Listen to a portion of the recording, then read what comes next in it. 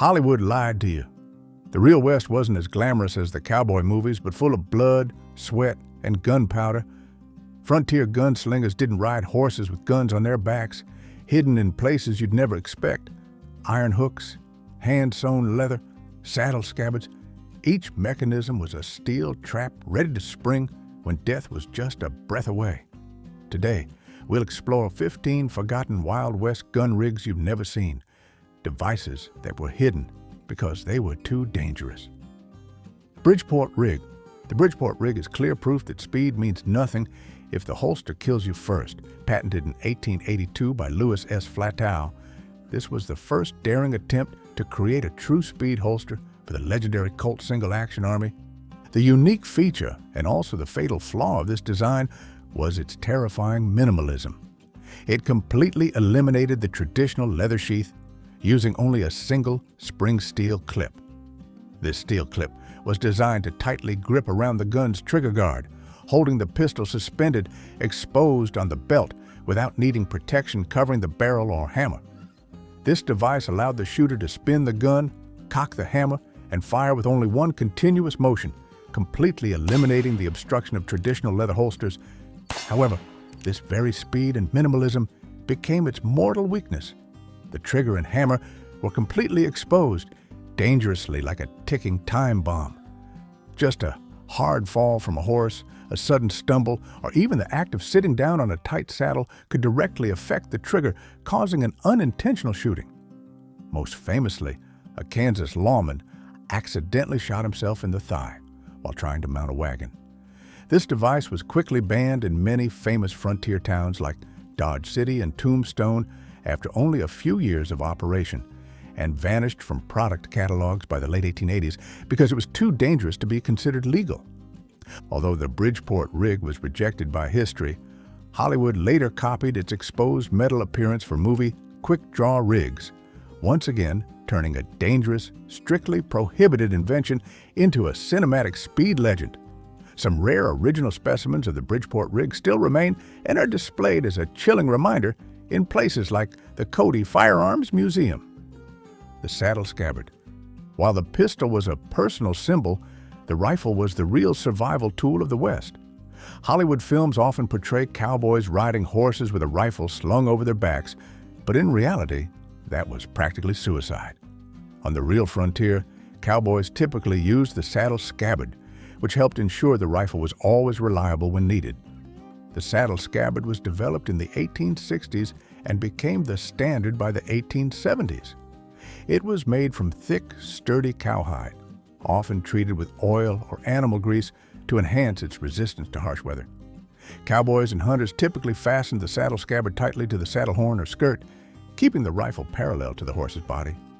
As a result, rifles like the Winchester 1873, Sharps, or Henry were held securely with the muzzle pointed down and the buttstock facing forward right beneath the rider's knee.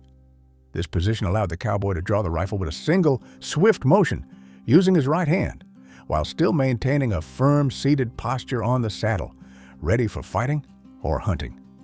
The saddle scabbard sometimes was also equipped with small pockets for spare ammunition, or some even added rawhide straps to tightly secure the muzzle during long journeys. Although less noticed in films compared to pistol holsters, the saddle scabbard is the true symbol of the crude practicality that shaped weapon carry across the vast frontier. The double-cross draw rig. Following the American Civil War, a large number of veterans carried over the habit of fighting using two pistols, such as Colt 1860 Armies or Remington 1858s. This led to the creation of a bold and dramatic holster design, the double-cross draw rig, where two holsters were installed symmetrically and inverted. In this rig, the two gun butts faced each other right at the belt buckle. The user had to reach diagonally across their body to draw the opposite pistol. Theoretically, the double-cross draw rig seemed to offer a dual advantage. First, it kept the guns positioned high, away from the rider's legs and clear of the saddle. Second, it allowed the shooter to effectively use both hands immediately, optimizing the drawing motion. However, in the harsh reality of Western combat, this design quickly revealed serious drawbacks. Turning it into a style for posing rather than effective fighting. Although it looked extremely impressive and was used by legendary gunfighters like Wild Bill Hickok in portrait photographs, the cross-draw motion impeded the shooter's elbow, slowing overall reaction and limiting visibility in a close-range gunfight. A wrong grip or an inward swing of the muzzle could sweep across the shooter's own chest. By the 1880s, experienced gunfighters had returned to using pistols with strong tie-downs or the Mexican loop style, which offered speed without the risks. A few gamblers kept the double-cross draw rig for display. A surviving pair of these guns at the Archery Museum of the American West tells the story with worn leather and powder stains. Consequently, the double-cross draw rig only existed as a brief trend and is a prime example showing the difference between romanticized image and the cold practicality of life on the trail. If you watch this far, you definitely belong to the group that prefers the naked truth of the West over those Hollywood fairy tales. If not, hit hype so this video can spread to more people who are unaware, just like you. The Derringer vest holster? The Derringer vest holster was nicknamed the secret weapon of the gambler and those who lived by their wits, not by brute strength. The Derringer vest holster was not a mass-produced product, but usually a small, skillfully hand-stitched leather holster. It was tightly sewn and hidden inside the waistcoat, often located right behind the chest pocket or in an easily accessible position under the armpit. This type of holster was specially designed to hold extremely compact pocket pistols, such as the Colt 1849 pocket model or the two-barreled Remington Derringer, guns that were often called a one-shot insurance policy. In the crowded, stuffy, and risky saloon environment of the Wild West, openly carrying a large-sized pistol on the belt was not only noticeable, but also a dangerous act. In towns that had laws prohibiting the open carry of firearms, like Dodge City or Deadwood, concealing weapons, concealed carry, was the art of survival. The user only needed to slip 2 fingers in to grip the butt, then pivot the muzzle out with just a single, neat, secret motion. The gun was small, light, and almost invisible under a waistcoat or outer coat. Its practicality lay not in quick-draw speed or sustained firepower, but in its ability to quickly end an argument, where surprise was the greatest advantage. With poor accuracy and the inability to reload quickly, these guns were only used for personal self-defense at the closest range, typically during heated confrontations in a saloon. The legacy of this holster reminds us that the most dangerous men in a room weren't those reaching for their proudly displayed belt guns, but those reaching towards their heart, keeping the secret until the very last moment. The Slim Jim holster. During the California Gold Rush era of the 1850s, the demand for a holster that needed to be safe yet also fast and convenient for trail work spurred the creation of the Slim Jim holster, the first holster designed with speed as the absolute priority. This was the original version of the California quick draw style, a landmark design that transitioned from heavy ceremonial holsters to a practical tool. The Slim Jim's design was extremely minimalist, an open-top slim holding pouch that secured the revolver, usually the Colt 1851 Navy or Colt Army, 1,860, purely by friction and an absolute snug fit. It eliminated most excess features like flaps, trim, and even tie-downs, so the shooter could draw the gun quickly and with the least obstruction.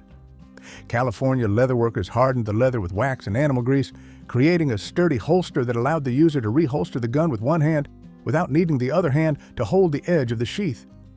The Slim Jim was worn high, hugging the hip and ribs to prevent the long barrel from hitting the thigh when riding. This slim and high design also made the rider feel more comfortable.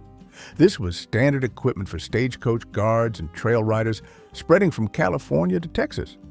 When this design was adopted by Texas manufacturers after 1858, they added details like narrower belt loops and embossed trimming, but the core remained simplicity and effectiveness. The Slim Jim is the symbol of crude practicality, simple, fast, but also minimally protected. Authentic Slim Jims still exist at the Archery Museum and the Buffalo Bill Center of the West. Although the Slim Jim was later quickly replaced by the more advanced Mexican loop, it remains an important predecessor, the first true quick-draw holster design of the West. The shoulder rig. While many cowboys openly carried guns on their hips, men who lived by discretion, such as detectives, agents, or express company employees, needed a means to perfectly conceal their weapon. The shoulder rig appeared in the 1870s, becoming the classic concealed weapon, inspired by pommel holsters that were widely used by cavalry during the Civil War. This gear consisted of a leather strap worn diagonally across the body, like a bandolier, that held the holster horizontally under the arm, usually beneath a coat or vest. The holster was set at a specific angle, allowing the user to draw the gun with their strong hand, sliding it past the front of the coat quickly and discreetly. The shoulder rig was most popular with compact pistols, like the two-barreled Remington Derringer or the Colt 1849 pocket model, although some larger versions could also accommodate the Colt Navy. Back then, tailors and gunsmiths along the Mississippi River area began sewing custom versions for gamblers, detectives, and traveling agents. For Pinkerton detectives or Wells Fargo employees traveling on long-distance trains or stagecoaches, the shoulder holster allowed the gun to remain easily accessible, even when constrained by tight spaces, where a traditional hip holster could be obstructed. This was an extremely essential option for those needing a quick response during unexpected attacks on the road. However, it also had inherent drawbacks. The strap could cause discomfort on the shoulder and become extremely hot, easily causing sweating during the hot western summer, which could affect the leather of the holster. But despite the discomfort, the shoulder rig remained favored by men who lived by secrecy. They didn't boast about carrying a gun until they were forced to use it, asserting their invisible authority. The Scout Saddle Scabbard. The Scout Saddle Scabbard, or Reconnaissance Saddle Scabbard, represented the frontier rifle carry system refined for military and scouting purposes. This system was widely used by the cavalry since the Civil War, especially for carbines like the Spencer, and was later adopted by civilian scouts and buffalo hunters as an essential tool for survival. Similar to the basic saddle scabbard, the Scout Scabbard was an extremely thick leather sheath, thoroughly oiled to protect the weapon from the corrosion and dampness of the frontier. The difference lay in the installation position and ruggedness. It was fastened tightly to the saddle horn or skirt near the rider's hip and was wet molded around the rifle, then dried hard to form a perfect rain-proof protective layer. This scabbard was angled slightly forward so the buttstock rested right beneath the rider's thigh, allowing for an easy and quick draw of the rifle while moving. For scouts, who had to operate alone in dangerous areas, protecting the weapon was paramount. A rifle lost on the plains often meant losing your life. This scabbard ensured the rifle was kept safe and clean, ready for immediate action. Trail records from the U.S. Army's 7th Cavalry Regiment and trips on the Chatham Trail mentioned scouts refusing to ride without a scabbard. The Buffalo Bill Center of the West is where scabbards worn down to the point that the leather has adhered to the shape of the Winchester 1873 they protected are displayed. This proves the continuous, harsh use and absolute necessity of this equipment, highlighting its role as an indispensable companion for professional scouts and hunters. Would you dare to carry one of these rigs if you lived in the Old West? Comment 1 if yes, 0 if you just want to watch from afar. The Stagecoach Guard Rig. Stagecoach guards, also known as riding shotgun, had an extremely dangerous mission, protecting Wells Fargo's cargo and passengers from armed robbers. To perform this job effectively, they needed specialized gun-carrying equipment, not something designed for foot travelers or working cowboys on horseback. The Stagecoach Guard Rig emerged in the 1870s to meet this demand, solving their biggest problem, drawing a gun in cramped spaces. The stagecoach required the guard to sit on top of the coach, a difficult position for maneuvering traditional weapons. Instead of wearing a pistol belt, the guard used a cross-chest scabbard, worn like a bandolier running from the shoulder to the opposite hip. This scabbard was made of thick cowhide, reinforced with brass rivets, and specialized for holding 10 and 12 gauge double-barreled shotguns with barrels 18 to 20 inches long, a type of weapon with extremely powerful close-range firepower. The practicality of this device lay in the ability to draw the weapon and fire instantly without having to stand up or dismount the stagecoach. This was extremely crucial during rapid ambushes on the trail. Some more advanced versions of the scabbard, crafted by saddle makers in San Francisco, Sacramento, and Denver, also featured integrated cartridge loops right on the shoulder strap, allowing the guard to perform quick reloading even while taking cover on the coach. The stagecoach guard rig is a perfect example of how necessity creates innovation. It reminds us that the phrase riding shotgun is not just a casual term, but a job description requiring meticulous preparation, and the guard's life depended on his ability to access his weapon.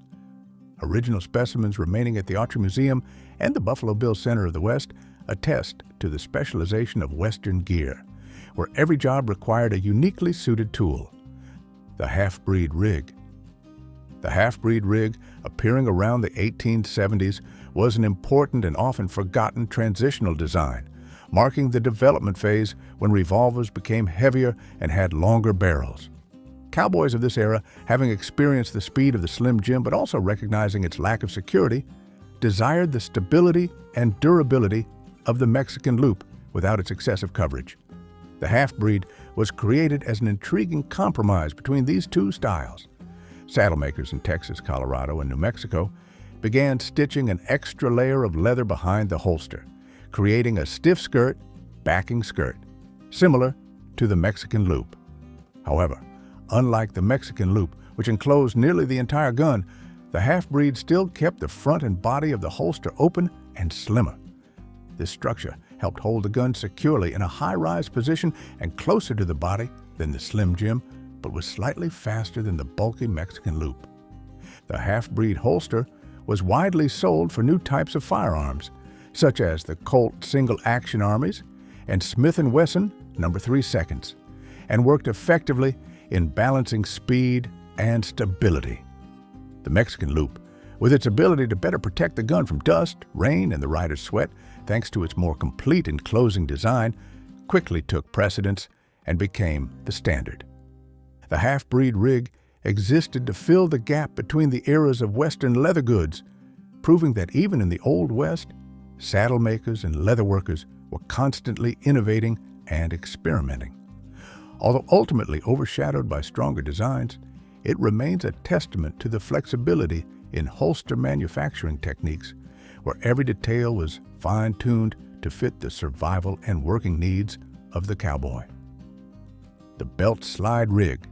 In the harsh reality of the Wild West, not every working cowboy on a ranch was a wealthy gunfighter or had enough money to buy complicated and expensive custom-made holsters. The belt slide rig appeared in the 1870s as a simple, effective, and extremely economical solution, serving those who needed a quick way to carry a gun without spending too much.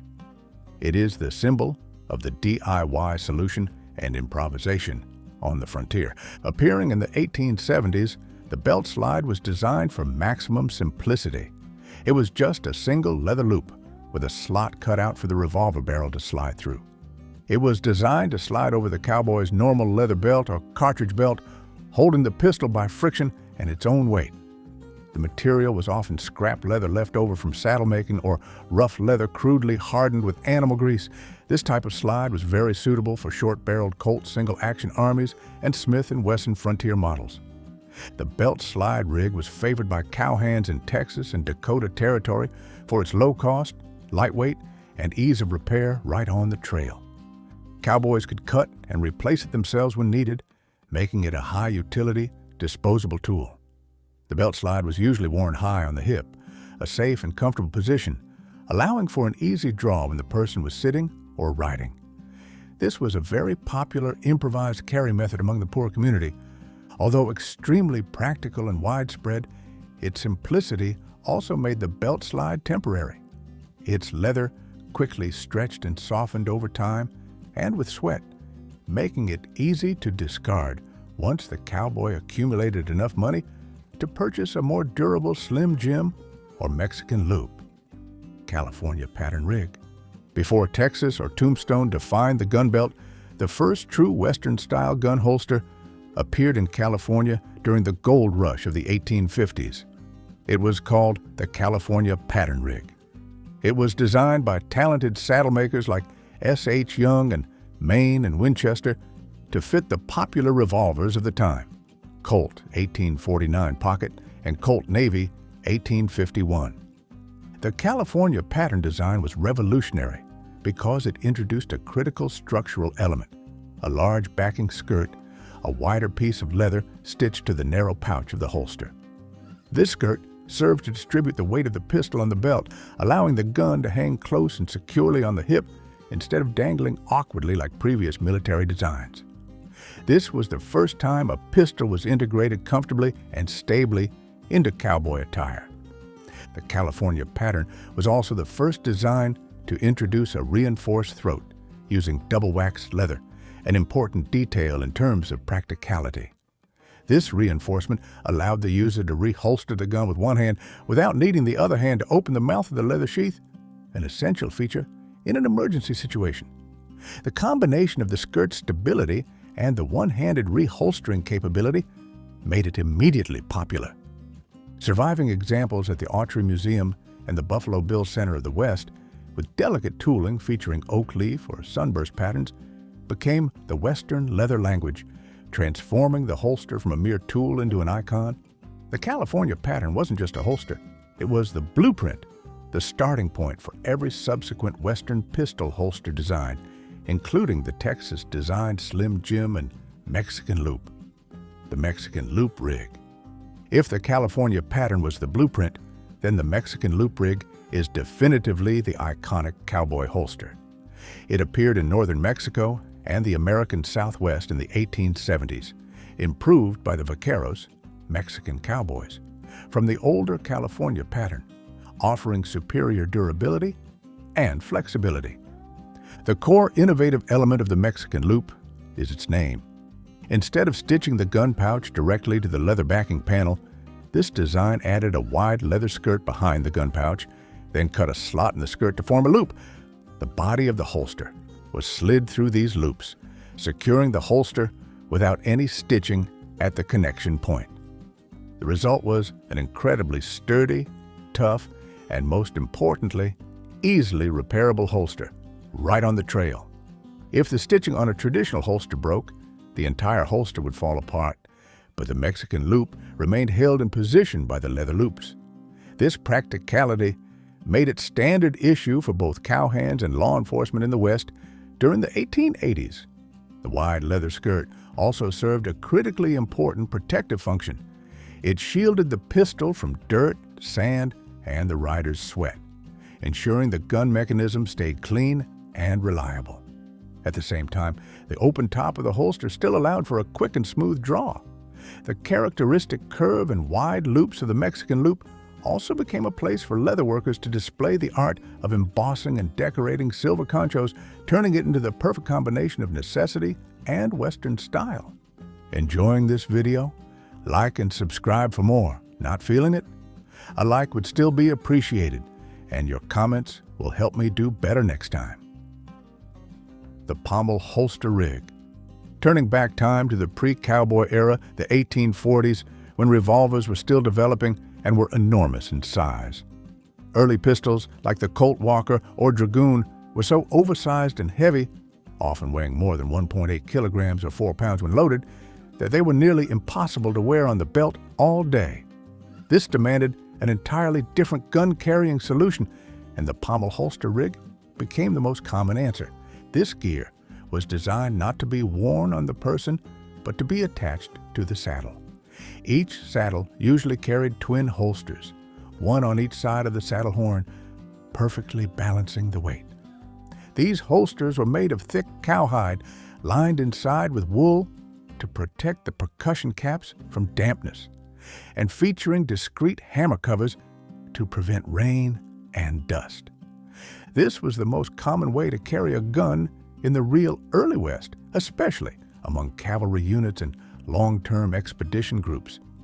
When the rider encountered danger, they could lean forward, draw the gun, and fire immediately without having to dismount, ensuring a quick reaction while maintaining mobility. The pommel holster was the most reasonable choice for long-distance travel, protecting heavy weapons from sweat, rain, and road dust. However, when lighter and more convenient pistol models, such as the Colt Navy and Army, emerged in the 1850s, this gear gradually faded because men began to prefer the convenience of wearing the gun on the hip.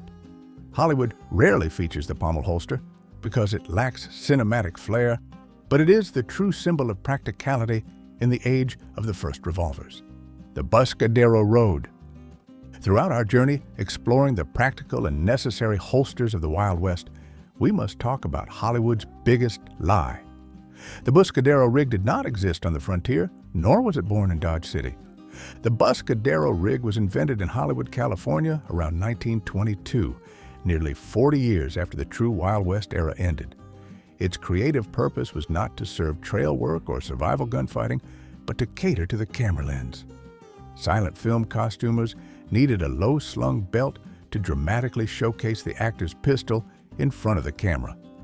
Ed Bolin, a leather worker, former Montana cowboy who opened a shop in Los Angeles, combined the Mexican loop belt with a drop loop style belt, hanging the holster below the hip bone.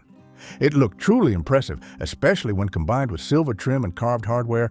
This design was favored by early stars like Tom Mix, Buck Jones, and Ken Maynard. Although it looked impressive, it was useless for practical work.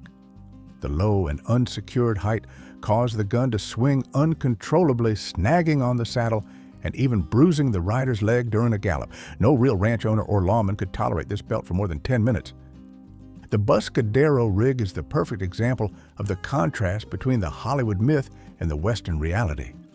This flashy design spread strongly through movie posters, children's toys, and TV shows, transforming cinematic imagination into a widely accepted historical image.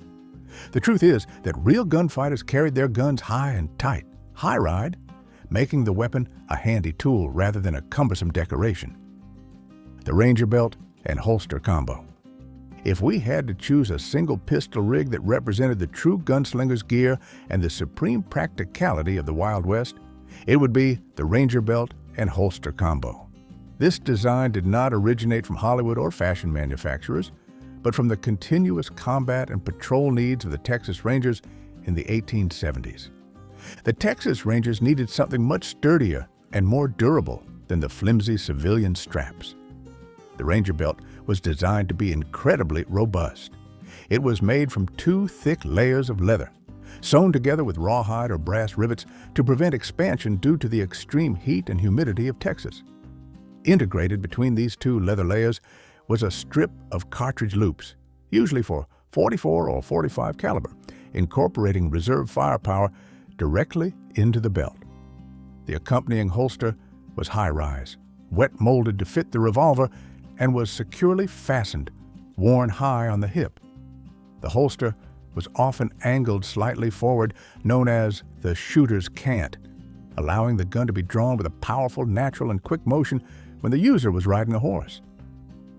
Captain Leander McNelly and John B. Jones were photographed wearing versions of these belts during the turbulent frontier years. This design was made for riding, fighting, and surviving, not for show. Its durability, reliability, and stability were so highly regarded that even U.S. Army officers purchased civilian versions for use. While the Buscadero is a Hollywood fantasy, the Ranger belt is the reality of the West. Original specimens, preserved at the Texas Ranger Hall of Fame and the Buffalo Bill Center of the West, still show the color of sweat and the marks of decades of arduous patrolling, testifying to the necessity and dedication of the previous generation. These gun rigs are more than just tools. They are witnesses to a time when survival mattered more than law. Every piece of leather, every clip tells the story of the ingenuity, brutality, and resourcefulness of the frontier people. If you enjoy discovering the truth behind the Hollywood myths, don't forget to hit like, subscribe to the channel, and turn on notifications so you don't miss our upcoming mysteries. And if you think these guns are dangerous, check out the video, The Deadliest Gun You've Never Heard of, and Why It Was So Feared. You might just shudder.